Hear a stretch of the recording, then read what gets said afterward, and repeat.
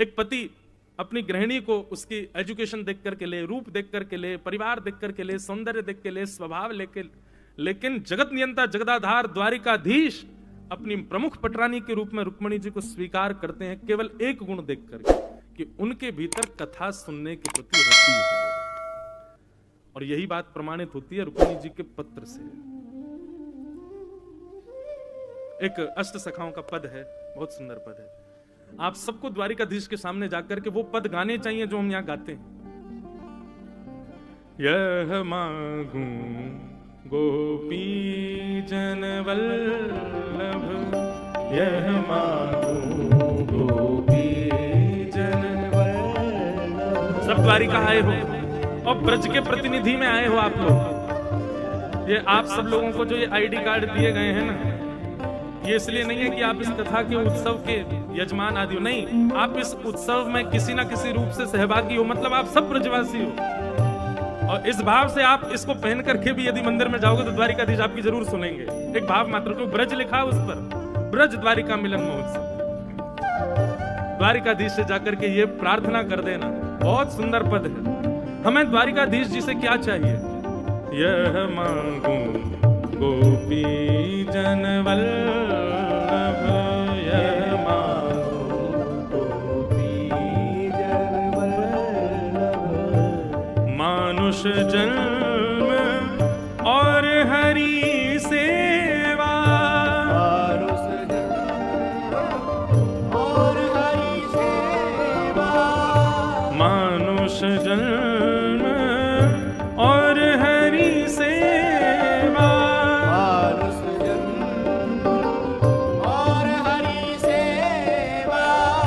ब्रजवस गोदी जो मोहि सुलभ, ब्रजवस गोदी जो मोहि सुलभ। कितनी सुंदर कामना है, ऐसी कामना हर व्यक्ति को करनी चाहिए। क्या मांग रहे हैं ठाकुर जी से? मानुष जन्म। एक तो ठाकुर जी कृपा करना, इस जन्म में तो आपने मानव बनाए, अगले जन्म में फिर मानव बनाना। मानुष जन्म, लेकिन अगले जन्म में कुछ प्रायोरिटीज रखिएगा। मानुष जन्म और हरि सेवा। दूसरी क्या है? बोले आपकी सेवा प्राप्त। मानुष जन्म और हरि सेवा। और तीसरा, ब्रज बस गोदी जो मोहि सुलभ, ब्रज बस गोदी जो। अभी 14 तारीख को ठाकुर जी का जन्मोत्सव, हमारे गिरधर लाल जी का। उस दिन हम पूरी बधाई गायन के बाद एक पद जरूर गाते हैं। क्या? बधाई में दीजो श्री ब्रजधाम। हे ठाकुर जी कृपा करना कि आपके इन उत्सवों की बधाई हमको केवल एक रूप में मिले। हमको वैकुंठ जाना है, साकेत जाना है, गोलोक धाम जाना है, लेकिन 7 दिन जाना है बस, कथा बता करके फिर वापस आ जाएंगे हम। 7 दिन के लिए वैकुंठ जाएंगे, कथा करके दोबारा वृंदावन ही आएंगे। हमको वृंदावन चाहिए ना, हमको वृंदावन नहीं छोड़ना। ये ब्रज सदा हमारे चित्त में बसा रहे। ब्रज बस गोदी जो मोहि सुलभ, ब्रज बस गोदी जो मोहि सुलभ। यह मांगू गोपी जन वल्लभ, यह मांगू गोपी जन वल्लभ, यह मांगू गोपी जन वल्लभ।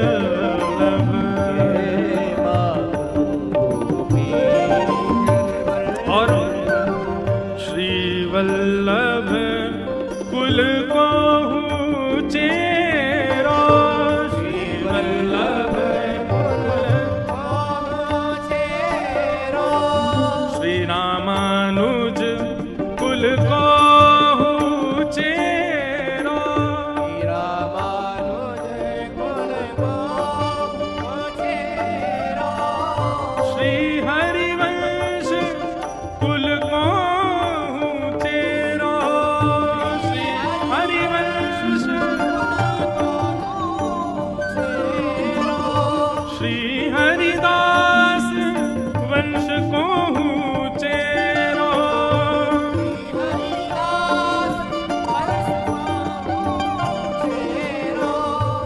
ब्रजवासिन को दास कहाऊं, ब्रजवास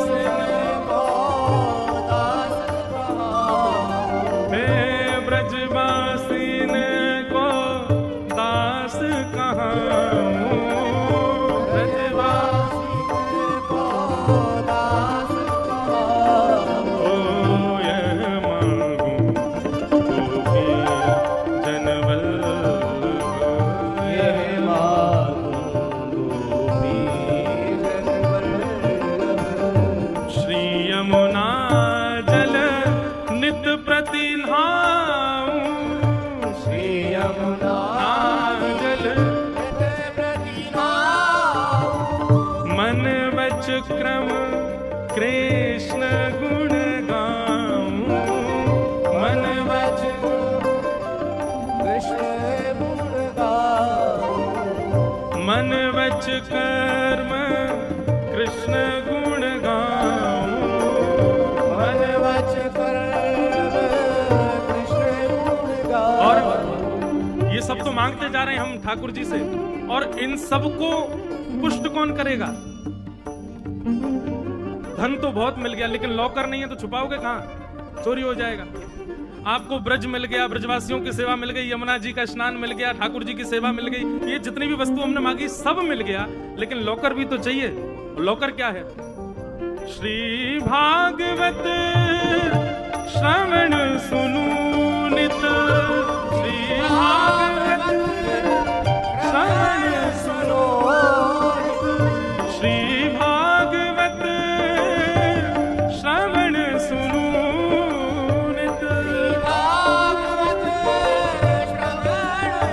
और फिर इन तज हित कहीं अनत न जाऊं, इन तज हित कहीं अनत न जाऊं। परमानंद दास यह मांगत है,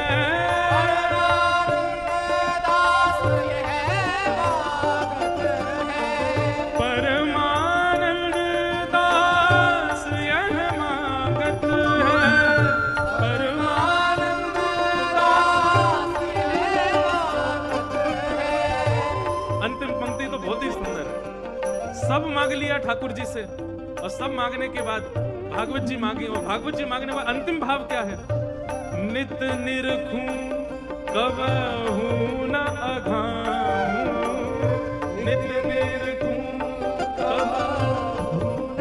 हे नाथ, मैं खाने में थक जाऊं, भोजन करने में थक जाऊं, सोने में थक जाऊं, नाचने में थक जाऊं, सब कार्यों में थक जाऊं नाथ, लेकिन जब आप मेरे सामने खड़े हो, स्वामी श्री हरदास जी महाराज कहते हैं, ऐसे ही देखत रहूं तो मैं जन्म सफल कर मानूं, प्यारी को भामतो भामती को प्यारो, युगल किशोर एक ही जान, यह मांगूं गोपी जन वल्लभ। श्री परमानंद दास जी कह रहे हैं, नित निरखूं कबहू न अघाऊं, नित निरखूं कबहू न अघाऊं, यह मांगूं गोपी जन वल्लभ, यह मांगूं गोपी जन वल्लभ।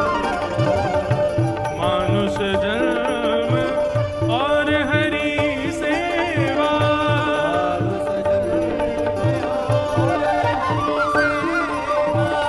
ब्रज बसे मोदी जो मोहे सुलभ, ब्रज बसे मोदी जो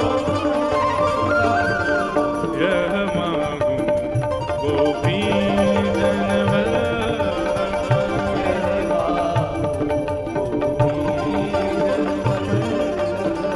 यह मांगूं गोपी जन वल्लभ।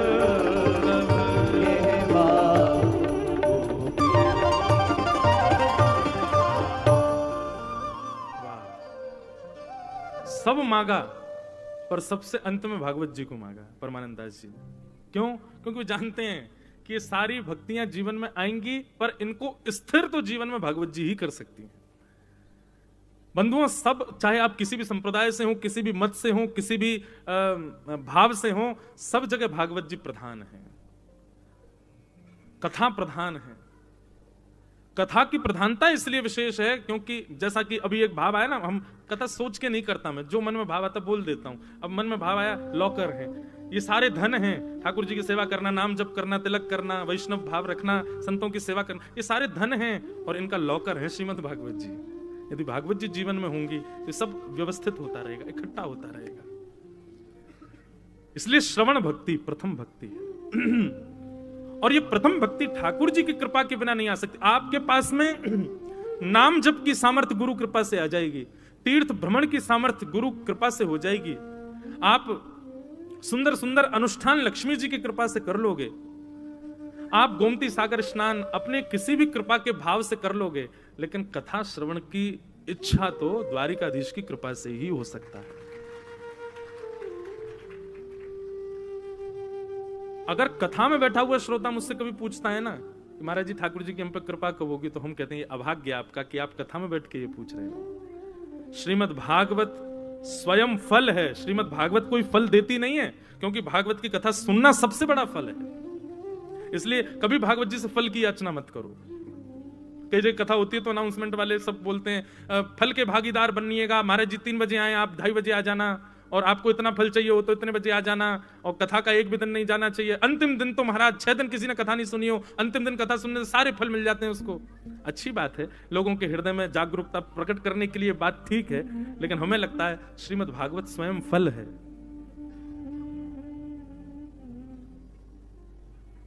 रसमालयम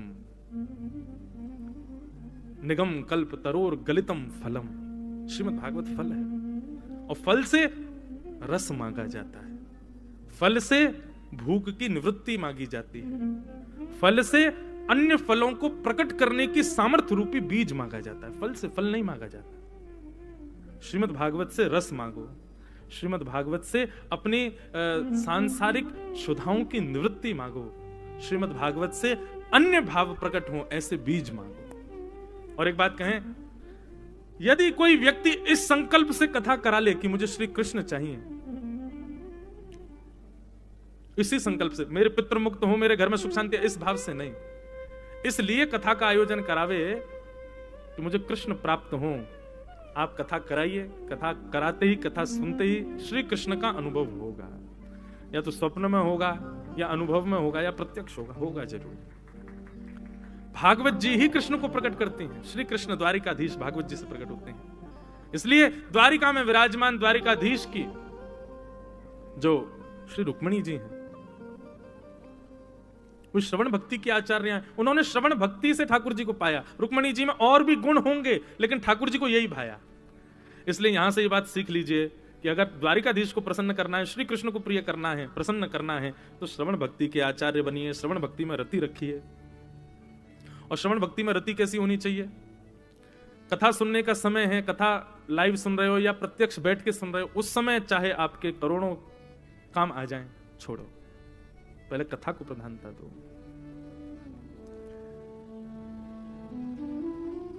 कथा को विशेषता दो।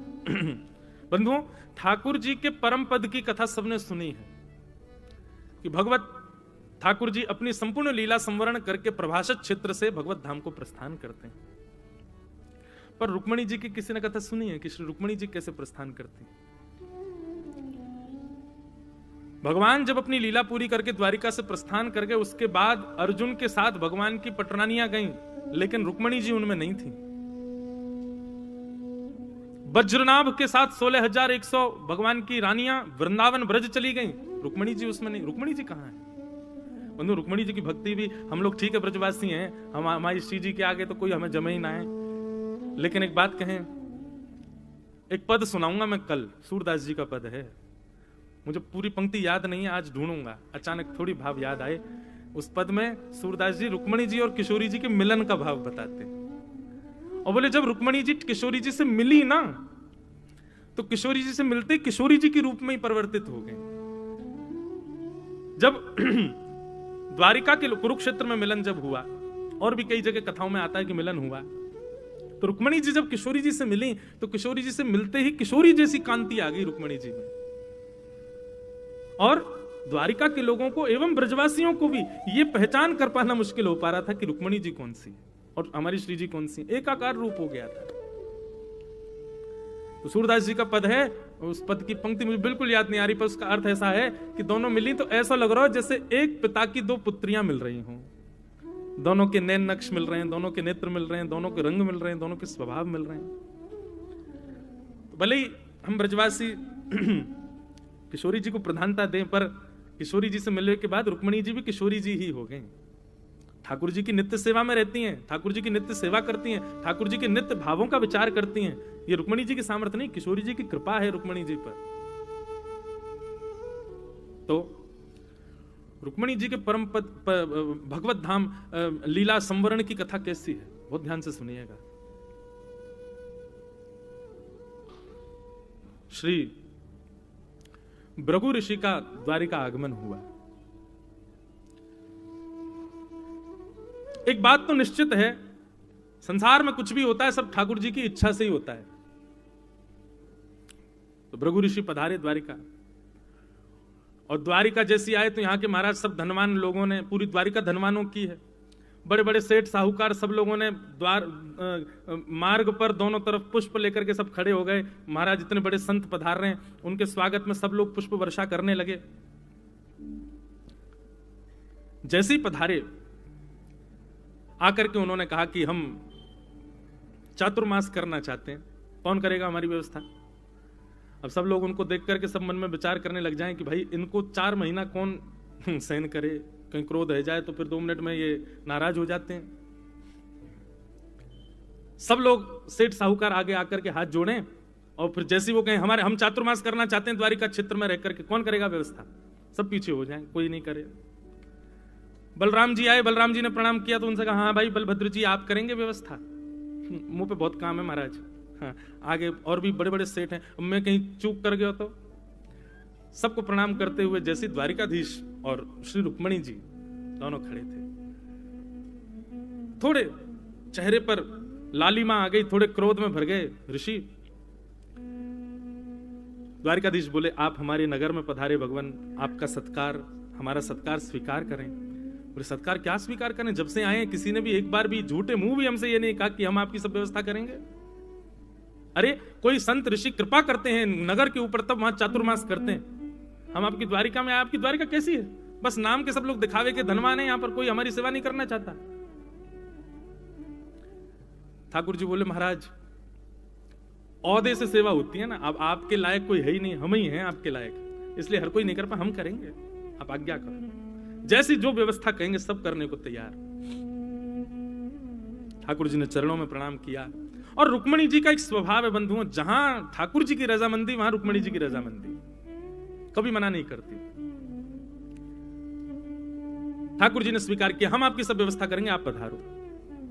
और श्री भृगु ऋषि पधारे, विराजमान हो गए। ठाकुर जी से कहा हम आपके पूरे नगर का भ्रमण करना चाहते हैं। बोला हाँ हाँ महाराज आइए पधारिए, सुंदर सुंदर रथ खड़े कर दिए बाहर। बोले विराज जाओ, आपको जो प्रिय लगे उसमें विराजमान होकर के आप चलो। बोले अब आप हमारे यजमान हो, आप हमारे सर्व व्यवस्थाओं के नियोजन करता हो, और हम रथ में साधारण घोड़े वाले रथ में बैठ करके जाएं, इसमें हमारी रुचि नहीं है। भगवान बोले आज्ञा करें तो फिर क्या व्यवस्था करूं मैं। बोले आप और आपकी गृहिणी दोनों युगल यजमान हैं हमारे, ऐसा कोई साधन मंगाओ जिसको आप दोनों उठाओ और हम उसमें बैठे, तब हमको नगर में घुमाना। सब लोग देख करके चौंक गए, बोले ये कैसी इनकी इच्छा। ठाकुर जी से कह रहे हैं ऐसा कोई साधन मंगाओ कि आप उठाओ और रुक्मणी जी भी उठाएं। अच्छा ठाकुर जी को अकेले कह देते तो बात समझ भी आती, रुक्मणी जी भी। बलराम जी महाराज तो बोले कहा है मेरे हलमुसल बताइयो, मैं अभी बताऊंगा बाबा है लाला ते कह दी बात ठीक समझ में आवे, मुंह ते कह दे तो हमारी बहुरानी। ठाकुर जी ने सबको नेत्र दिखा, बोले नहीं सब शांत हो जा, जो आज्ञा करेंगे सब करना है। अच्छा एक और बात, आज्ञा के पालन में यदि जरा भी कोई विलंब करे तो उनको क्रोध आ जाता, वो तो सीधे कमंडल हाथ में लेके जली लेने को, श्राप देने को हो जाते। ठाकुर जी ने एक ऐसा रथ मंगाया जिसमें जहां घोड़े लगाए जाते हैं वहां घोड़े की जगह कोई मानव खड़ा होकर के और फिर उसको खींचे, और उस रथ में ऋषि को विराजमान करके श्री रुक्मणी जी और ठाकुर जी दोनों रथ को खींच रहे हैं और पूरी द्वारिका का भ्रमण करा रहे हैं। ऋषि के मन में बार बार भाव आ रहा है कि मैं ठीक नहीं कर रहा हूं, लेकिन ये सब करवा ठाकुर जी रहे हैं उनसे। नेत्रों में आंसू आते हैं तो पहुंच लेते हैं, पहुंच करके फिर अपने आप को संभाल लेते हैं। द्वारिका के सब लोग जहां जहां से रथ निकले, तहां तहां के लोगों के नेत्र सजल हो जाएं। हमारे द्वारिकाधीश कैसे सेवा कर रहे हैं। सब जगह रथ को घुमा करके लाए, और ठाकुर जी को देख करके तो फिर भी लोग एक बार को समझ जाएं, पर रुक्मिणी जी को देख करके तो कोई नहीं समझ पाया। भ्रमण करते हुए वापस लौट करके आए, आकर के कहा, आहा आनंद आ गया, आपकी द्वारिका नगरी पूरी देख करके बहुत सुख मिला, चलो अब हमको प्रसादी पवाओ। और प्रसादी भी रुक्मिणी जी के हाथ की बनी होनी चाहिए। रुक्मिणी जी ने सुंदर प्रसादी बनाई, प्रसादी बना करके महाराज पधरा दी। ऋषि पाने लगे। पाने के पश्चात ठाकुर जी सन्मुख बैठे थे, परोसवाई कर रहे थे। बोले भगवान कोई आज्ञा हो तो आप कृपा करें। ऋषि ने आज्ञा की। बोले जितना उच्छिष्ट इसमें बचा है ना, आप इस सब का अपने ऊपर लेप लगा लीजिए, अपने सिख से लेकर के चरण कमल तक सब में इसका लेप लगा लो। अरे भाई, कोई ऋषि घर आता है, संत घर आते हैं, उनका शीत प्रसादी पाई जाती है, थोड़ा बहुत वो अगर अपने पात्र में छोड़ दें तो सब लोग प्रसाद के रूप में स्वीकार करते हैं, पर ऐसा तो कोई नहीं करता कि लो इस सबके सबसे स्नान कर लो। लेकिन उन्होंने आज्ञा कर दी, बोले कि आप इस सबसे स्नान कर लीजिए, अपने पूरे अंग पर इसका लेप लगा लीजिए। द्वारिकाधीश ने एक क्षण भी विचार नहीं किया। रुक्मिणी जी खड़ी, सत्यभामा खड़ी, जामवती खड़ी, बलराम जी तो बहुत देर से हलमुसाली ढूंढ रहे हैं अपने। ठाकुर जी ने दुबकवा के धरवा दिए, बोले इनको धर दो भीतर, कहीं से ले आएंगे नहीं तो ये। ठाकुर जी ने तुरंत वो पात्र जो सुंदर थे सामने, उनमें से जो जो सामग्री थी लेकर के अपने अंग प्रत्यंगों पर उसको लगाना प्रारंभ कर दिया, विचार नहीं किया। संपूर्ण अंग पर उच्छिष्ट शीत प्रसादी के रूप में जो जो सामग्री थी सबको ठाकुर जी ने अपने तन पर लेप कर लिया, बिल्कुल विचार नहीं किया। भृगु ऋषि मन ही मन कह रहे हैं, बोले भगवान ये सब क्या करवा रहे हो आप मुझसे। ठाकुर जी बोले बस चुपचाप करते जाओ जो हम करवा रहे हैं, बिल्कुल चिंता मत करो। रुक्मिणी जी इतने में कोई सामग्री लेकर के आई। सामग्री लेकर के आई तो देखा ठाकुर जी क्या कर रहे हैं, सारी सामग्री ले लेकर के और अपने अंग पर, मुख पर, हाथों पर ऐसे इस प्रकार सब जगह लगा रहे हैं। और कहते हैं कि उससे प्रसन्न होकर के ऋषि ने आशीर्वाद दिया कि आपका संपूर्ण अंग वज्र का हो जाएगा ठाकुर जी। लेकिन ठाकुर जी ने अपने चरण के तलवे में कोई शीत प्रसादी का लेपन नहीं किया। तो ऋषि ने कहा भी कि आपने सर्वांगीण अंग पर लगाया, तलवे क्यों छोड़ दिए। तो ठाकुर जी कहते हैं किसी संत की शीत प्रसादी को मैं अपने चरणों में थोड़ी लूंगा, मेरे चरण थोड़ी उसका स्पर्श करेंगे। मेरे सिर पर धारण हो, मेरे मुख पर धारण हो, अंग प्रत्यंगों पर धारण हो, पर आपकी शीत प्रसादी उसको मैं अपने चरण के तलवे तले थोड़ी कुछ लूंगा। ठाकुर जी ने अपने तलवे पर नहीं लगाया, सर्वांगीण अंग पर लगाया। परंतु रुक्मिणी जी इस भेद को समझ नहीं पाई। रुक्मिणी जी आई और ठाकुर जी पर हंसने लगी। बोले जी क्या कर रहे हो आप, अरे शीत प्रसादी पाई जाती है, अंग पर कौन लगाता है। भृगु ऋषि के इतने में भृगुटी टेढ़ी हो गई, ऊपर उठा लेंगे। बोले अच्छा, हमारी बताई हुई आज्ञा पर रुक्मिणी जी हंस रही हैं, अभी श्राप देता हूं। रुक्मिणी जी बोले अरे गलती हो गई महाराज, मुझे पता नहीं था आप क्या कह रहे हैं। बोले नहीं, आपके हृदय में विचार भी कैसे आया कि ये क्या कह रहे हैं क्या नहीं कह रहे हैं, ये विचार मात्र क्यों हुआ आपको। आज्ञा गुरु नाम अविचारणीयाम, गुरु की आज्ञा पर विचार नहीं करते हैं, विचार किया इसीलिए आप हंस रही हो। रुक्मिणी जी को ठाकुर जी शांत करने लगे। बोले कुछ मत कहो। बोले मैं क्या करूं, मैं तो कुछ कहा ही नहीं, थोड़ी सी मुस्कुरा गई तो उसमें ही नाराज हो गए। बोले क्षमा मांग लो और दंड के लिए पूछो कि आप दंड दे दीजिए। रुक्मिणी जी ने तुरंत चरणों में प्रणाम किया। बोले कि आप जो दंड देंगे मुझे स्वीकार है, मुझसे अपराध हो गया। बोले तुम्हारा यही दंड है, जाओ द्वारिकाधीश से 12 वर्ष के लिए दूर हो जाओ, वियोग हो जाएगा। रुक्मिणी जी तो मूर्छा जैसी आ गई। बोले कोई भी दंड दे देते, स्वीकार कर लेती, लेकिन आपने तो मुनिवर प्राण मांग लिए हमारे। ठाकुर जी हाथ पकड़ रहे, बोले स्वीकार कर लो। अब रुक्मिणी जी ने स्वीकार नहीं, बोल दिया कि आप कोई भी दंड दे स्वीकार है, पर प्राण मत मांगे। अब इतनी भी वाद विवाद क्यों कर रही हो, देख नहीं रही हो भृगु ऋषि हैं। भृगु ऋषि बोले अच्छा, अब फिर संशय, पहले तो दंड मांगा और दंड दिया तो वो भी अस्वीकार। अब एक ही उपाय है आपके पास, या तो राजी राजी 12 वर्ष के लिए आप स्वीकार करो, नहीं तो हम क्रोधित होकर के अगर द्वारिका से गए तो आप हमेशा के लिए द्वारिकाधीश से विमुक्त हो जाओ। रुक्मणी जी बोली, या तो 12 वर्ष का वियोग सहूं या जीवन भर का वियोग सहूं, मेरे लिए तो एक क्षण भी बहुत बड़ा है। गोपियां गोपी गीत में एक बात कहती है ना ठाकुर जी के लिए, त्रुटि युगायते त्वाम पश्यता। एक बार जो ठाकुर जी को एक बार अपने नेत्रों से देख लेता है, उसकी स्थिति कैसी हो जाती है, फिर एक क्षण के लिए भी ठाकुर जी अगर दिखेंगे नहीं ना, तो ऐसा समय व्यतीत होगा जैसे 3 युग बीत गए हों। एक बार ठाकुर जी किसी के नेत्रों को दिख गए तो उसके बाद वो दर्शन के बिना रह नहीं पाएगा, और दर्शन के बिना यदि एक क्षण भी व्यतीत होगा तो 3 युग के समान हो, ऐसा लगेगा कितना समय व्यतीत हो गया। पराम्बा जगदम्बा श्री रुक्मणी जी साधारण नहीं है बंधु, सदा श्री कृष्ण के संग रहती हैं, तो कहीं ना कहीं कृष्ण भक्ति उनके हृदय में भी है। तब नेत्र भर आए, कहा भगवान जैसी आप आज्ञा करें, मैं चली जाऊंगी, मैं 12 वर्ष का वियोग स्वीकार करना मुझे मंजूर है, पर एक क्षण भी द्वारिकाधीश के बगैर रहना यह संभव तो नहीं है, पर फिर भी मैं रहने का प्रयास करूंगा। भृगु ऋषि अपने आप मन में स्वयं ठाकुर जी से बात कर रहे हैं, भगवान आप मुझे कितने बड़े पाप का भागी बना रहे हैं, मैं आप दोनों युगलों को दूर कर रहा हूं और पूरा विश्व कहेगा मैंने दूर किया। ठाकुर जी बोले नहीं, इसके पीछे कारण है भगवान, आपको ये करना पड़ेगा, बहुत सावधानी से सुनिएगा। भगवान रुक्मणी जी को एकांत में जाकर के कहा, आप चिंता मत करो, आप सुंदर एक विग्रह बालुका से बनाइएगा, हम अपना आवेश उस विग्रह में आपके पास छोड़ देंगे, तो जब भी आपको हमारा स्मरण हो उस विग्रह का दर्शन करना, आपको लगेगा हम सामने ही बैठे हैं, आप हमसे चर्चा करना, वार्ता करना, जो आपको भाव लगे सब करेंगे, परंतु ये होना जरूरी है, नहीं तो ऋषि नाराज हो जाएंगे। और श्री रुक्मणी जी ने स्वीकार किया, और बेट द्वारिका में जाकर के श्री रुक्मणी जी ने 12 वर्ष तक ठाकुर जी का वियोग, और उसी 12 वर्ष में ठाकुर जी की एक सुंदर बालुका से प्रतिमा बनाई, जिसकी आज भी बेट द्वारिका में द्वारिकाधीश के रूप में सेवा होती है। पर यह सब हुआ क्यों? ठाकुर जी ने किशोरी जी को, श्री रुक्मणी जी को भेजा ही क्यों? क्योंकि लक्ष्मी जब तक द्वारिका में रहेगी तब तक परम पद और अपनी लीला संवरण का कार्यक्रम हम कर नहीं पाएंगे। लीला संवरण के लिए, यदुवंशियों की मति भ्रमित करने के लिए, और ये सब जो वाद विवाद पूरी द्वारिका में हुए, इसको करने के लिए तो लक्ष्मी विहीन द्वारिका को होना पड़ेगा।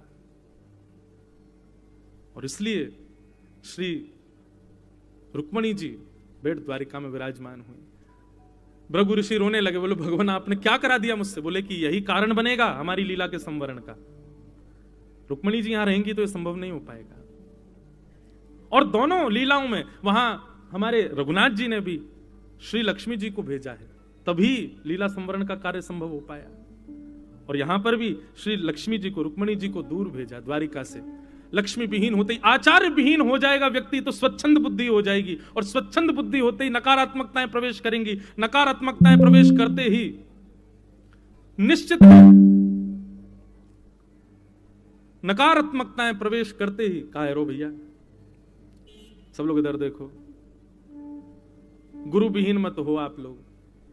लक्ष्मी विहीन होते, आचार्य विहीन होते ही नकारात्मकताएं बुद्धि में प्रवेश करेंगे, और बुद्धि में नकारात्मक प्रवेश करते ही ये मूल्य को नहीं समझेंगे, भाव को नहीं समझेंगे, गुरु प्रदत्त भावों को नहीं समझेंगे, युद्ध करेंगे, गलत मार्ग का उपयोग करेंगे, संत ऋषियों का अपमान करेंगे, और सर्वनाश होगा उससे।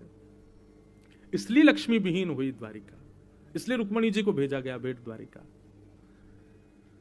तब रुक्मणी जी गईं और जाकर के बेट द्वारिका में ठाकुर जी के साथ में वियोग सहने लगे। रुक्मणी जी को भगवान ने एक बात कहकर के बेट द्वारिका भेजा, बोले रुक्मणी जी आपको 12 वर्ष इतने भारी लग रहे हैं, और वहां ब्रजवासी जिनका मैं प्राण हूं 100 वर्ष हो गए मुझसे मिले हुए, आज तक मेरे प्रेम भक्ति के बल पर जीवित है। प्रेम इसे नहीं कहते कि आप प्रेमी से विमुक्त होकर के अपने प्राण त्याग दो या फिर किसी भी प्रकार का कोई अनीत कृत्य करो। प्रेम इसे कहते हैं कि हमारा प्रेमी सदा चित्त में विराजमान रहे, हमारी मन बुद्धि चित्त भाव स्थिति सदा उसमें लगी रहे, इसको प्रेम कहते हैं। भले ही उसका प्रत्यक्ष हमारे सामने दर्शन ना हो रहा हो, लेकिन हमारी चित्त वृत्ति और प्रत्येक अंग उसका स्मरण करे, इसे प्रेम कहते हैं। आपको यदि ये 12 वर्ष व्यतीत करने हैं तो उसके लिए आप श्री जी का स्मरण करो, किशोरी जी का स्मरण करो, ब्रजवासियों का स्मरण करो, और नित्य वहां पर किसी वक्ता के द्वारा हमारी ब्रज की लीला सुनती रहना। आपको बल मिलेगा और मेरी सेवा करना। तब रुक्मणी जी बेट द्वारिका में जाकर के विराजमान हुई और जैसे ही लक्ष्मी का यहां से प्रवास हुआ, यदुवंशियों की बुद्धि भ्रमित हो गई। भगवान रोज उपदेश देते थे तो अब तक समझ आता था, लेकिन रुक्मणी जी के जाने के बाद अब ठाकुर जी के उपदेश भी समझ में नहीं आते। भगवान कहते हैं संतों का अपमान कभी मत करना, नहीं तो भगवान होके भी नहीं बचाऊंगा मैं। और उन्हीं यदुवंशियों ने संतों के अपमान के लिए शाम्ब को साड़ी पहना करके संतों का अपमान किया और संतों ने श्राप दे दिया, जाओ पूरे यदुवंश का सर्वनाश करने वाला लोहपिंड जन्म लेगा। और फिर कथाएं तो बहुत सारी हैं। एक कथा और आती है कि द्वारिका में किसी को श्राप लगा ही नहीं था, भगवान जबरदस्ती सबको सोमनाथ ले गए ताकि श्राप लगे। क्यों? बड़ी बड़ी रहस्यमयी कथाएं। द्वारिका विश्वकर्मा ने बनाई है और श्राप लगना, सूतक लगना, पातक लगना, ये सब वहां संभव होते हैं जो ब्रह्मा की पृथ्वी है। तो द्वारिका में किसी को श्राप लगा ही नहीं था। लेकिन जब यदुवंशी सब भगवान के पास गए तो भगवान जाके कहने लगे, भगवान हमको श्राप लग गया, आप कोई उपाय बताओ, अब क्या करें क्या करें। अरे हमको तो श्राप लगे, आप पूरे विश्व के पाप निवारित करते हैं, सबके श्राप नष्ट करते हैं, यदुवंशियों के श्राप भी दूर करो। भगवान बोले यही नहीं करना है हमको। क्यों? बल के ऊपर यदि कोई नेतृत्व करता ना हो तो बल का व्यक्ति दुरुपयोग करता है। ठाकुर जी कहते हैं मुझे लीला पूरी करनी है और मैं लीला पूरी करके जाऊंगा, मतलब मैं नेतृत्व करता इनके ऊपर नहीं रहूंगा तो ये मेरे द्वारा प्राप्त किए धन बल, सम्मान बल, सबका ये दुरुपयोग करेंगे, इसलिए इनका विनाश करवाना जरूरी है। ठाकुर जी बोले एक उपाय है। बोले क्या? बोले हमारे सौराष्ट्र में सोमेश्वर महादेव हैं, सोमनाथ। हमने सुना है कि चंद्रमा को जब अपने रूप से विहीन होने का श्राप लगा तब सोमेश्वर महादेव की उपासना करके चंद्रमा को सोमेश्वर महादेव ने कहा 15 दिन तुम श्राप में रहोगे, रूप विहीन होगे, फिर 15 दिन हमारा आशीर्वाद लगेगा, तुम फिर से रूप में आ जाओगे। तो हो सकता है हमारे यदुकुल को लगे श्राप को वरदान में परिवर्तित सोमेश्वर महादेव कर दें। तो सब लोग चलो नाव में बैठ बैठ कर सोमनाथ जी जाएंगे, ब्राह्मणों को दान करेंगे, वहां अभिषेक करेंगे। ये जब बात भगवान ने कही तो यदुवंशी नाचने लगे और यदुवंशियों का नृत्य देख करके सब नाच रहे थे, लेकिन कोने में उद्धव बैठा भगवान को देख रहा था। भगवान बोले क्या बात है? उद्धव पास आके बोले मैं ये विचार कर रहा हूं कि आप कितने चतुर हो ठाकुर जी, आप बहुत चतुर हो। भगवान बोले क्यों? बोले आपकी ये पृथ्वी विश्वकर्मा ने बनाई है, द्वारिका नगरी समुद्र के बीच में, और विश्वकर्मा की बनाई हुई इस नगरी में किसी को श्राप नहीं लगता, किसी को सूतक नहीं लगते, किसी को पातक नहीं होता। ये हर प्रकार की स्थितियां जो होती हैं ये ब्रह्मा की बनाई पृथ्वी पर होती हैं। ये विश्वकर्मा की नगरी है द्वारिका, यहां किसी को श्राप लगा ही नहीं। आप जबरदस्ती नाव में बैठा के सोमनाथ ले जा रहे हो, वहां पैर रखते ही सबको श्राप लग जाएगा। भगवान ने तुरंत उद्धव का मुख बंद किया, कमरे में ले जाके बंद कर दिया। बोले चुपचाप बैठा रहे यहीं पे, तू बाहर आया तो तेरे को देख लूंगा मैं। उद्धव ने पूछा ना था आप कर क्यों रहे? बोले ये जरूरी है, इसी के लिए रुक्मणी जी गई हैं और इसी के लिए मैं सबको लेके जाऊं। और भगवान सबको नाव में बैठा करके सबको लगने लगा कि हम तो श्राप विहीन हो जाएंगे। नहीं, जैसे ही सोमनाथ की पृथ्वी पर पहुंचे, ब्रह्मा की द्वारा बनाई हुई पृथ्वी पर जाति जैसे यदुवंशियों ने पैर रखे सबको श्राप लग गया। वहां भगवान ने दान पुण्य आदि सब करवाया। बोले चलो जाते जाते दान कर चलो। सबको लगने लगा अब तो हम श्राप से बच जाएंगे, लेकिन आते ही सबकी बुद्धि भ्रमित हो गई और आपस में लड़ते झगड़ते एर का नाम की उस कुशा को एक दूसरे पर फेंकते हुए यदुवंशियों ने अपने यदुकुल का सर्वनाश किया। बलराम जी भी प्रस्थान कर गए, ठाकुर जी भी भागवत धर्म का निरूपण करते हुए भगवत धाम तिरोधाय प्रविष्टोयम श्रीमद भागवतारणवम, भगवान भी एक ज्योति रूप धारण करके जैसे प्रस्थान किए, ये खबर मिली श्री रुक्मणी जी को। और संपूर्ण यदुवंश के विनाश की खबर जब रुक्मणी जी को प्राप्त हुई, बाकी सब तो सुनकर के रुदन की स्थिति में आए, बाकी सब तो सुनकर के मूर्छा की स्थिति में आए, पर रुक्मणी जी उस समय द्वारिकाधीश की सेवा कर रही थी, श्रृंगार आरती कर रही थी। जैसे ये प्रसंग जाकर के सुनाया कि द्वारिकाधीश अपनी संपूर्ण लीला पूरी करके अपने धाम को प्रस्थान कर गए, रुक्मणी जी ने आरती जी को व्यवस्थित किया, द्वारिकाधीश को देख करके प्रसन्न मुद्रा में आई और प्रसन्न मुद्रा में द्वारिकाधीश का दर्शन करने लगी। चतुर्भुज रूप द्वारिकाधीश बेट द्वारिका के उस स्वरूप में से प्रत्यक्ष प्रकट हो गए और रुक्मणी जी को अपने हृदय से लगा करके उसी मूर्ति में अवस्थित हो गए। इस प्रकार श्री रुक्मणी जी महाराज, रुक्मणी जी का प्रस्थान। प्रसंग तो और बड़ा है, प्रसंग तो और भाव है उसमें, पर अभी दूसरा ही दिन है, कथा को हम क्यों प्रस्थान की कथा सुने, पर ठाकुर जी के लीला संवरण को सबने सुना, पर रुक्मणी जी के लीला संवरण, वे अनन्य भक्ता हैं ठाकुर जी की। हम तो ये कहेंगे भैया जितने भी यहां पर ब्रज के उपासक आए हो, वे उपासक भी कृष्ण भक्ति प्राप्ति के लिए श्री जी के चरणों में प्रणाम करते हो, पर श्री जी के चरणों की प्राप्ति यदि करनी हो तो द्वारिका में श्री रुक्मणी जी को प्रणाम करना।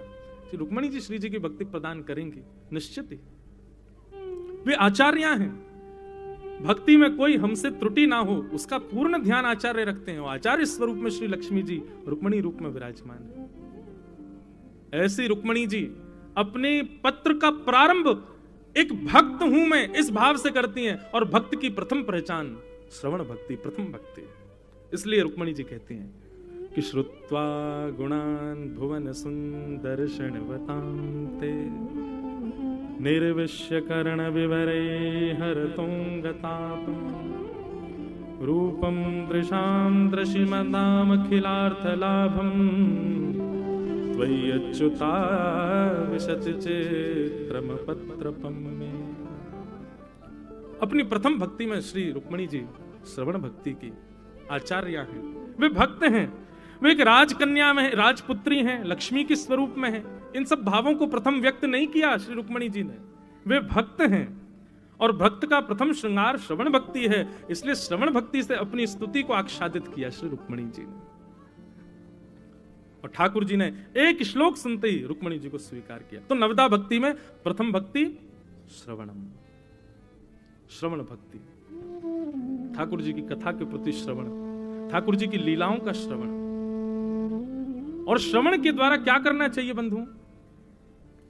मानस में श्रवण के बताए हुए भाव अवस्थित हों। जो लीला सुनाई जाए, जो भाव बताए जाए, वो मानस में तुरंत प्रकट हों, ऐसा भाव।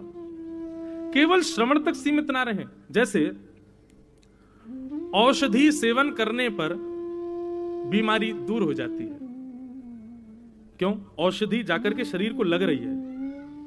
ठीक वैसे ही श्रवण भक्ति आपके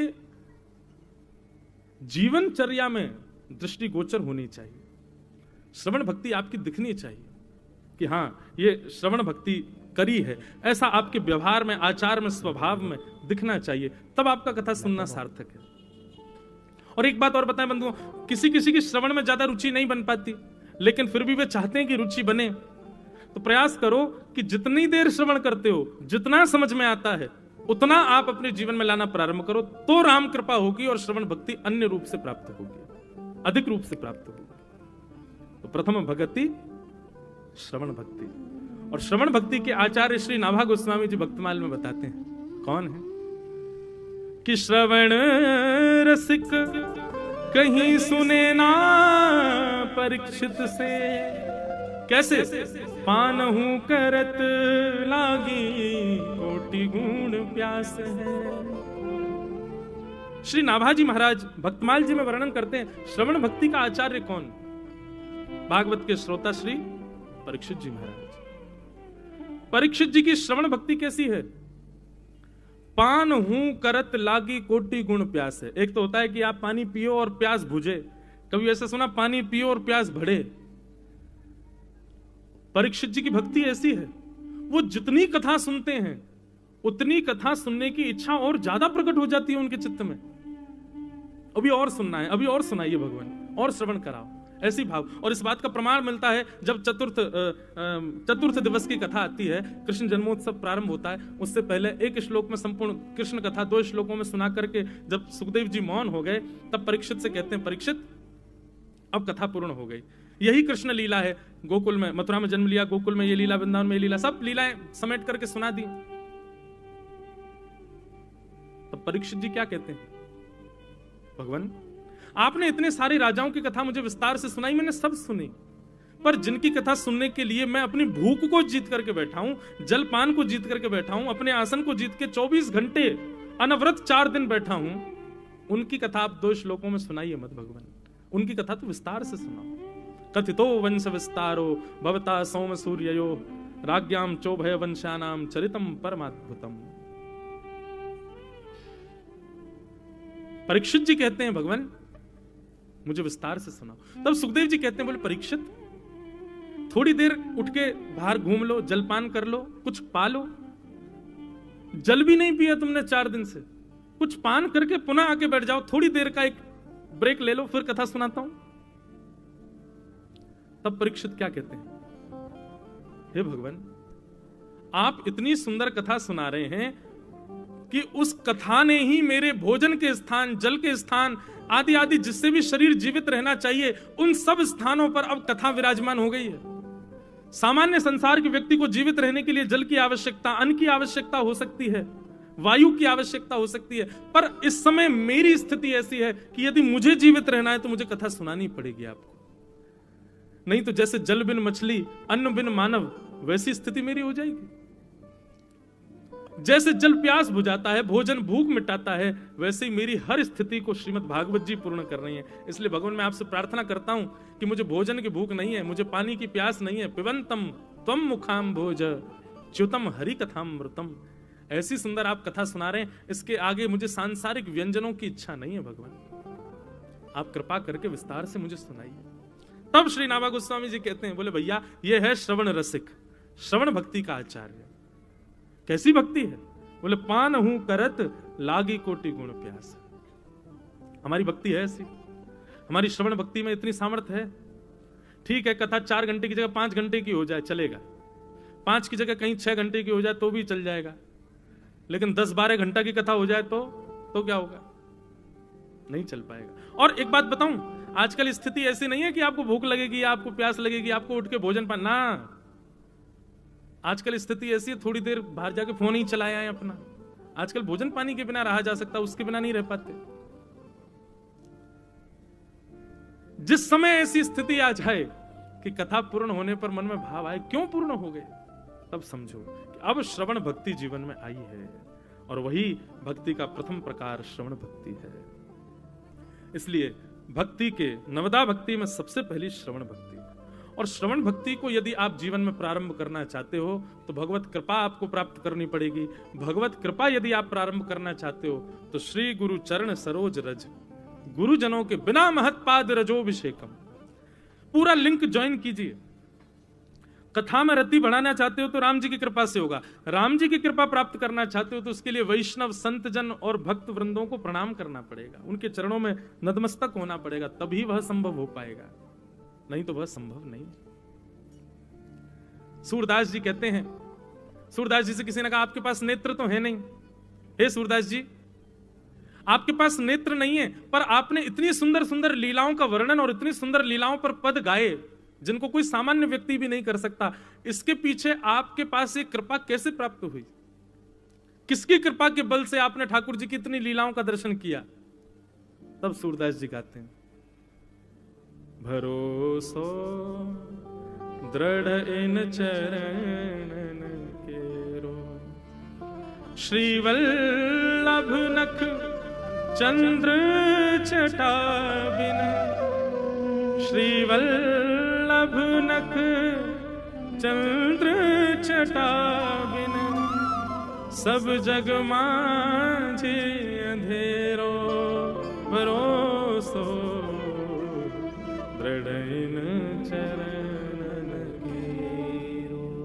सूरदास जी कहते हैं, मेरे गुरुदेव की कृपा, मैं अपने गुरुदेव के बल पर यह संभव कर पाया कि नेत्र चक्षु ना होते हुए भी मैंने ठाकुर जी की उन लीलाओं का दर्शन किया जिसका वर्णन भी कई ग्रंथों में नहीं है। ऐसी लीलाओं का दर्शन सूरदास जी ने किया, और श्रेय देते हैं अपने गुरुदेव को। श्री वल्लभ नग चंद्र छटा बिन, सब जग माझी अंधेरो।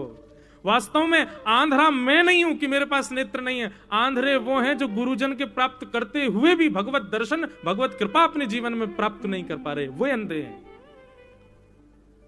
बंधुओं, एक बार गुरु आश्रित हो गए, उसके बाद यदि भगवत दर्शन जीवन में, भगवत अनुभव अपने जीवन में नहीं हो रहे हैं, तो निश्चित है कि आप अभी केवल दीक्षा लिए हो, अपने गुरु को मन वचन कर्म और हर स्थिति से स्वीकार नहीं कर पाए। मैं तो आज देखो स्वच्छंद भागवत के मंच से कह दूं, द्वारिका की भूमि है, मेरी गुरु दीक्षा भी यहीं हुई है, गोमती समुद्र के तट पर, और गुरुदेव भी सामने बैठे, और सुनो गोविंद भी बैठे। ये निश्चित ही गुरु कृपा से ही मुझे प्राप्त है। लोग पूछते हैं आप कहां से लाए ठाकुर जी, कैसे मिले आपको? तो जो सूरदास जी का भाव है वही भाव है। श्री वल्लभ नख चंद्र छटाबिन सब जग माही अंधेरो। और सूरदास जी क्या कहते हैं दूसरी पंक्ति में, कहते हैं साधन और ना ही या कली में। आप कितने भी प्रयास कर लो, कलयुग में दूसरे किसी साधन से आपको भगवत प्राप्ति होगी नहीं। गुरु प्रसन्न हो जाए तो ही संभव हो सकता है। हम पर तो बड़ी कृपा रही कि हमारे गुरुजी पिताजी ही हैं, तो वैसे ही प्रसन्न रहते हैं। पिता तो वैसे ही प्रसन्न रहता है पुत्र से, और पुत्र के रूप में शिष्य हो तो और प्रसन्न हो जाते हैं। तो डबल प्रसन्नता का ही प्रतिफल है। श्री गिरधर लाल जी आ गए, सेवा करा रहे हैं। कलयुग में और कोई साधन नहीं है बंधुओं, आप कितने भी साधन कर लीजिए। और ये बात केवल सूरदास जी नहीं, अब मैं तो प्रमाण सब जगह के दूंगा ना, भागवत जी भी कहती हैं प्रयच्छति गुरु प्रीतो वैकुंठम योग दुर्लभम। यदि गुरु प्रसन्न हो जाए, गुरु यदि प्रसन्न हो जाए तो सारे साधन एक तरफ, गुरु की प्रसन्नता एक तरफ। गुरु यदि प्रसन्न हो जाए तो द्वारिकाधीश को गोद में आना पड़ेगा, बैठना पड़ेगा, आपके हाथों से सेवा स्वीकार करनी पड़ेगी। गुरु यदि प्रसन्न नहीं है, आप लगे रहो साधनों में। लोग कहते हैं जीवन में महाराज जी गुरु दीक्षा होनी चाहिए। एक तो गुरु दीक्षा का मतलब नहीं जानते लोग सोचते हैं केवल गुरु मंत्र ले लो और शंख चक्र यहां पधरवा लो और माला ले लो, बस हो गया काम, बस इसी से ही कल्याण हो। अरे नहीं, दीक्षा से पूर्व दिशा लो। पहले गुरु के वचन अटल कर मानो, ये भी सूरदास जी कहते हैं, गुरु के वचन अटल कर मानो, साधु समागम कीजिए, मन रे कृष्ण नाम कह लीजिए। पूज्य पिताजी गाते हैं कि मन रे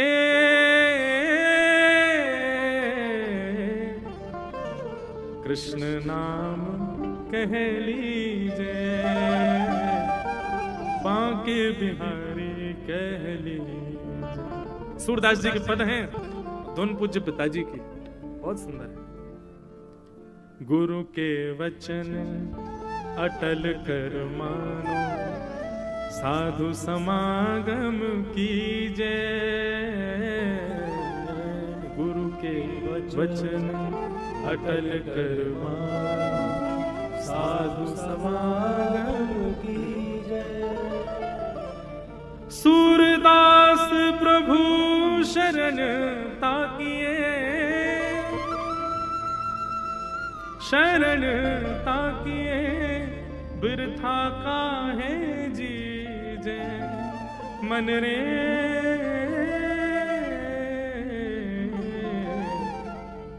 कृष्ण नाम कह लीजिए, बांके बिहारी कह लीजिए। बिना महत्पाद रजोभिषेकम, रघुगण संवाद में जड़भरत जी कहते हैं कि बिना महत जनों की पादरज, यानी कि उनके चरण कमलों की छत्र छाया और उनके मुख से कही गई वार्ताओं को जब तक आप जीवन में नहीं लाओगे तब तक कृपा नहीं होगी। हनुमान चालीसा में श्री तुलसीदास जी कहते हैं, श्री गुरु चरण सरोज रज निजमन मुकुर सुधार, वर्णो रघुवर विमल यश जोदायक फलचार। बिना गुरु के चरण रज के ये संभव नहीं है। श्रीमद् भागवत में सौनकादि ऋषि कहते हैं प्रयच्छति गुरु प्रीतो वैकुंठम योग दुर्लभम। और श्री सूरदास जी कहते हैं साधन और ना ही या कली में जासो होत निवेरो, दृढ़ इन चरणन केरो भरोसो। इसलिए भैया संत जन, गुरु जन, वैष्णव जन जितना हो सके इनको प्रणाम करो, इनको वंदन करो, और वंदन करके इनकी जो मुख की प्रसादी है ना, जो ये कहते हैं कथाओं में, अपने वचनों में, उनको जीवन में लाना प्रारंभ करो। गुरु की सबसे बड़ी प्रसन्नता इसी में ही है कि शिष्य उसके बताए हुए निर्देशों का पालन करे, और गुरु यदि उससे प्रसन्न हो जाए तो निश्चित है कि ठाकुर जी को प्रसन्न होना पड़ेगा। एक कथा सुनाते हैं, फिर वृंदावन रसामृत पद गाएंगे। श्री यामुनाचार्य जी हमारे रामानु संप्रदाय के एक आचार्य हुए। यामुनाचार्य जी श्री रंगनाथ भगवान का दर्शन करने के लिए गए और जाकर के रंगनाथ भगवान के आगे हाथ जोड़ करके खड़े हो गए, प्रार्थना करने लगे। रंगनाथ भगवान तो पौड़ा नाथ, पौड़े भय, उठे ही नहीं। यामुनाचार्य जी बोले, भगवान मैं यहां अपने आरतों को गा रहा हूं और आप अभी लेटे हुए हो, आप अभी पड़े हो, आपको जरा भी दया नहीं आ रही मेरे ऊपर। और तब यामुनाचार्य जी ने अपने गुरुजनों का नाम गाना प्रारंभ किया उनके साथ। आपको पता है आपकी सेवा किसने की? इन्होंने की, आदि आदि अपने सब गुरुजनों का नाम गाया। बोले उनका मैं कृपा पात्र शिष्य हूं और आप मेरे सामने अभी भी पड़े हुए हो, मेरे आरतों को सुनकर के आपको जरा भी कष्ट नहीं हो रहा? जैसे गुरुजनों का नाम गाया महाराज, श्री रंगनाथ मंदिर में विराजमान श्री रंगम शेष शैया पर पौड़े हुए श्री लक्ष्मी नारायण भगवान चतुर्भुजधारी ठाकुर जी, जैसे ही गुरुजनों का नाम लेकर के कहा कि मैं इनका इनका इनका पर शिष्य हूं, इनका पर शिष्य हूं, इनका शिष्य हूं, ये सब मेरे गुरुजन हैं, अपने गुरुजनों का जैसी परिचय दिया, शेष शैया पर पौड़े ठाकुर जी तुरंत उठ करके बैठ गए। बैठ करके महाराज तुरंत उनको हृदय से लगा लिया, हृदय में भर करके आनंदित हो गए। बोले वाह वाह वाह, बड़े आनंद की बात है कि आप इनके शिष्य हो। इसलिए दुनिया में कहीं भी जाएं, पिता के नाम से अपना परिचय दो, माँ के नाम से परिचय, गांव के नाम से परिचय, और ठाकुर जी के सामने जाओ तो गुरु के नाम से परिचय दो। ठाकुर जी ये हमारे गुरु जी। अच्छा, ये तो हमारे गुरु जी हैं और ये हमारे आदि गुरु हैं। जैसे आदि गुरु कौन? गुरु तो अब कोई भी हैं, आदि गुरु कौन है? जैसे हमारे श्री यामुनाचार्य जी, श्री रामानुजाचार्य जी, ये हमारे आदि गुरु हैं। श्रीनाथ स्वामी जी, ये हमारे आदि गुरु हैं। आपके अलग अलग परंपराएं हैं, जैसे अभी के गुरु कोई भी हो, लेकिन आपके आदि गुरु श्री रामानंदाचार्य जी, अगर रामानंद संप्रदाय में तो आप हरिदासी हो तो आज के गुरु का नाम, और फिर उसके बाद स्वामी श्री हरिदास जी महाराज। आप हरिवंशी हो तो श्री हितरवंश महाप्रभु। आप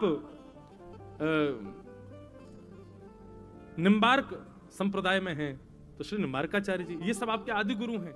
जब भी ठाकुर जी के सामने जाओ, अपने गुरु मंत्र, गुरु का नाम और आदि गुरु का नाम, इन तीन भावों से ठाकुर जी को बताना चाहिए। तो गुरु की तो निश्चित है कि ठाकुर जी आपके इतनी योग्यता नहीं है, फिर भी आपके गुरुजनों का नाम सुन के कुछ तो कृपा करेंगे। ये गुरु बल है। आज ही करके देख लेना। हम तो कोई बात में मेरा विश्वास नहीं है कि केवल यहां बनावटी बोल दी और चले गए हम अपने कमरा, आप अपने कमरा। नहीं, अब भी प्रैक्टिकल शाम को ही करो। 5 बजे ही जाइए द्वारिकाधीश का दर्शन करने। कुछ मत करके जाइएगा, केवल अपने गुरुजनों का स्मरण करके ठाकुर जी का दर्शन करना। कुछ तो अनुभव होगा, और वो होगा जरूर, लेकिन प्रैक्टिकल कर जरूर लेना। जरूर करिए। तो श्रवण भक्ति प्रथम भक्ति, और प्रथम भक्ति का श्रीमद् भागवत के रुक्मणी पत्र के प्रथम श्लोक से समन्वय, और श्री रुक्मणी जी आचार्य हैं, इस भाव से हमने सुना। अब कल दूसरी भक्ति कौन सी आएगी? कीर्तन भक्ति। अब कीर्तन भक्ति द्वारिका में किसके भीतर है, ये हम कल सुनेंगे। श्रवण भक्ति तो श्री रुक्मणी जी में, अब कीर्तन भक्ति किसके भीतर है? द्वारिका के अंदर। और उनसे हम क्या सीखना है, कैसे करना है, ये कल के प्रसंग में सुनेंगे। बंधुओं, आज ठाकुर जी का उत्सव का द्वितीय क्रम है।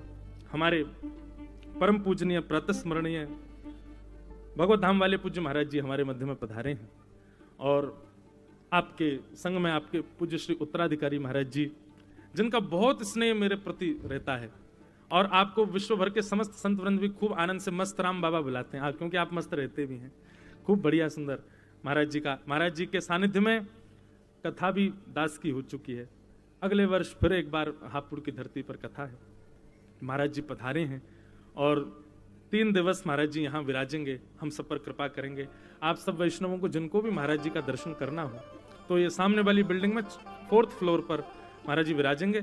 समय हम महाराज जी से पूछ करके बता देंगे। तो जो भी संत जन आए उनका समय एक निर्धारित रहेगा, उनसे मिलने के लिए आप लोग बिल्कुल ऐसे मत जाना कि ऊपर जाके वहां पर तबाही मचाया हो। क्यों दिखना चाहिए कि यहाँ कथा सुन के आते हैं इंद्रेश जी की, बड़े शिष्टाचारी भक्त हैं इनके, ये सब श्रोतागण बड़े बढ़िया हो, तो बड़े प्रेम से सब जाना, सब संत जन जो भी आए सबको प्रणाम करना। साथ ही हमारे बटुक जी श्री अंकित जी महाराज भी यहाँ विराज रहे हैं। आप श्री बहुत सुंदर कथा कहते हैं, आपके भाव भी हम लोग शाम को आज उत्सव से पहले थोड़ा कुछ भाव श्रवण करेंगे महाराज जी का।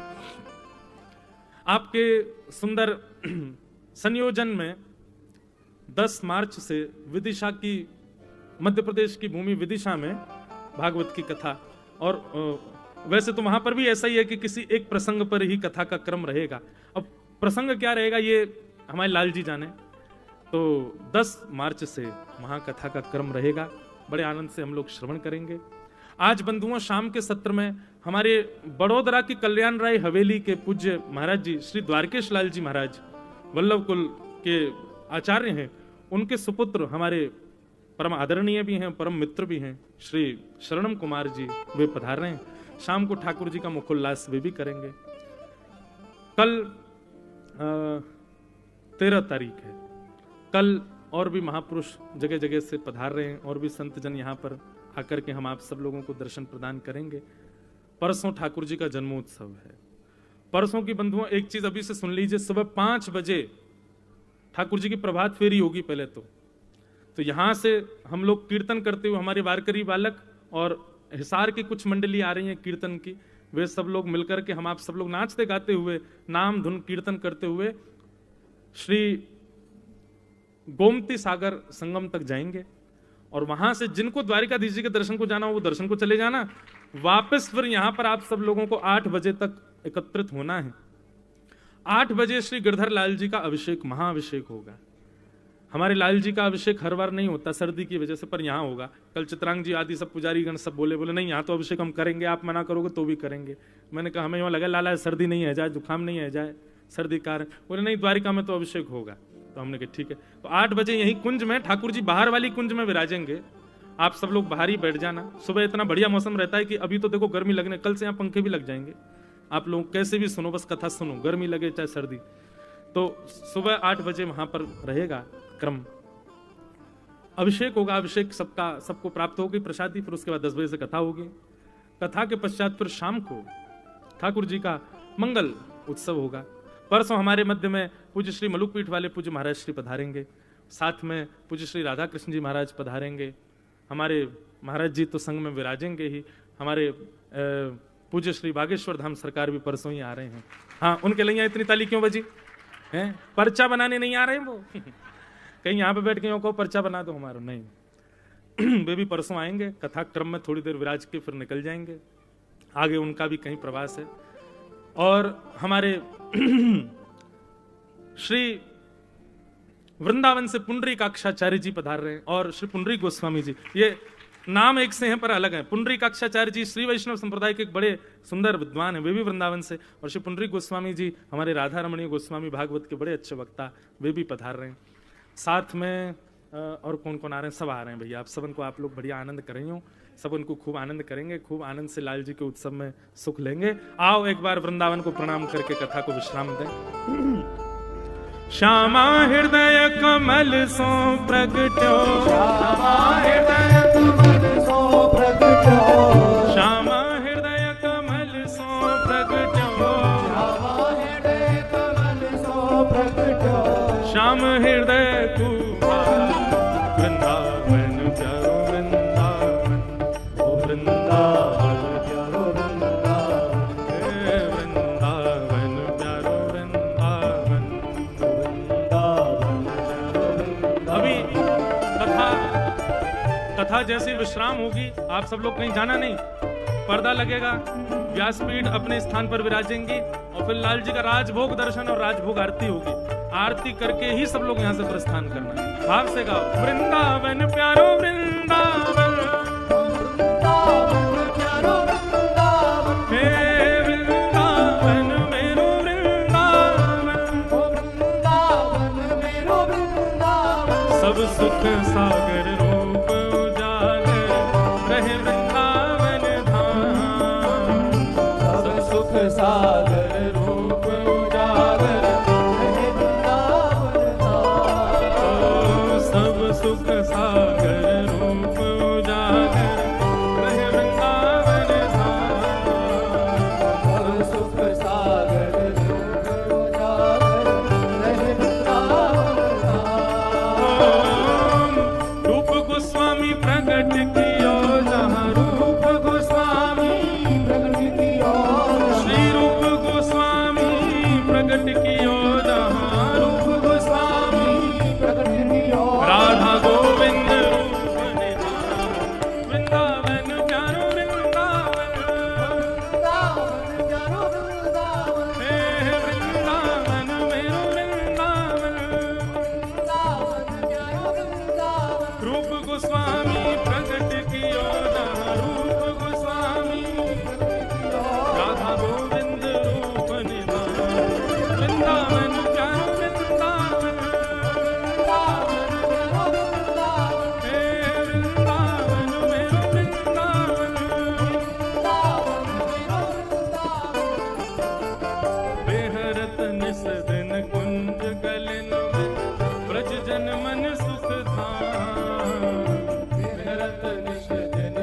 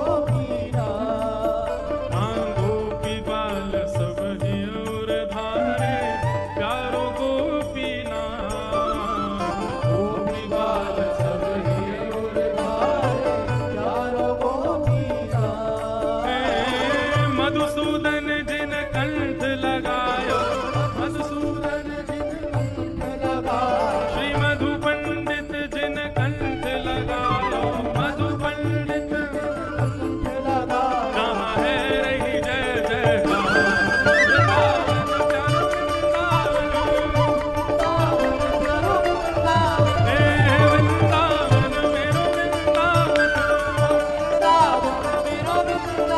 मधु पंडित जिन कंठ लगायो, मधु पंडित जहाँ है रही जय जयकार, वृंदावन प्यारो वृंदावन, हे वृंदावन मेरो वृंदावन, गोपाल भट्ट की हृदय वेदना प्रगट्यो शालिग्राम, गोपाल भट्ट की हृदय वेदना प्रगट्यो शालिग्राम, श्री गोपाल भट्ट की हृदय वेदना प्रगट्यो शालिग्राम, गोपाल भट्ट की हृदय वेदना प्रगट्यो शालिग्राम, कौन रूप सुधा को खान हमारो, रूप सुधा को खान हमारो, श्री रूप सुधा को खान हमारो, रूप सुधा को खान हमारो, प्यारो राधा रमण झूला, वृंदावन प्यारो वृंदावन, वृंदावन प्यारो वृंदावन, हे वृंदावन मेरो वृंदावन, वृंदावन मेरो वृंदावन, रूप सुधा को खान हमारो, रूप सुधा को खान हमारो, श्री राधा रमण झूला, वृंदावन प्यारो वृंदावन, वृंदावन प्यारो वृंदावन, हे वृंदावन मेरो वृंदावन, वृंदावन मेरो वृंदावन, आतुर है हरिवंश पुकारो, राधा राधा नाम, आतुर है हरिवंश पुकारो, राधा राधा नाम, हे आतुर है हरिवंश पुकारो, श्री राधा राधा नाम, आतुर है हरिवंश पुकारो, राधा राधा नाम, सघन कुंज यमुना तट आयो, सघन कुंज यमुना, सघन कुंज यमुना तट आयो, सघन कुंज यमुना, श्री राधा वल्लभ लाल, वृंदावन प्यारो वृंदावन, वृंदावन प्यारो वृंदावन, हे वृंदावन मेरो वृंदावन, वृंदावन मेरो वृंदावन, सघन कुंज यमुना तट आयो, सघन कुंज यमुना तट आयो, प्यारो राधा वल्लभ लाल, वृंदावन प्यारो वृंदावन, वृंदावन प्यारो वृंदावन, हे श्री वृंदावन मेरो वृंदावन। वृंदावन मेरो वृंदावन, देखो, आप लोगों को ऐसा आनंद में देख मेरा बहुत मन कर रहा है कि मैं यहाँ से कूद जाऊं नीचे और सबके संग, लेकिन शाम को आऊंगा मैं नीचे। पर अभी आप सब लोग जो लोग बैठे हो वो भी खड़े हो जाओ। काय को बैठे हो? किसका इंतजार? कोई लड्डू तो बटने वाले हैं नहीं। अरे द्वारिकाधीश के सुंदर नगरी में आए हैं, हम ब्रजवासी हैं। कैसे ब्रजवासी? अभी आप सब लोग ब्रज के प्रतिनिधि हो ना। श्री राधा रानी के पग पग पे प्रयाग, जहां केशव की केली कुंज कोटि कोटि काशी है। यमुना में जगन्नाथ, रेणुका में रामेश्वर, तरु तरु पे पड़े रहते अयोध्या निवासी है। गोपिन के द्वार द्वार हरिद्वार बसत, जहां बद्री केदारनाथ फिरत दास दासी है। स्वर्ग अपवर्ग लेकर करेंगे हम क्या? अरे जान लो हमें, हम वृंदावन वासी हैं। जान लो हमें, हम वृंदावन वासी, हाँ जान लो हमें, हम वृंदावन वासी हैं। हे सघन कुंज यमुना तट आयो, सघन कुंज यमुना तट आयो, प्यारो राधा वल्लभ लाल, वृंदावन प्यारो वृंदावन, वृंदावन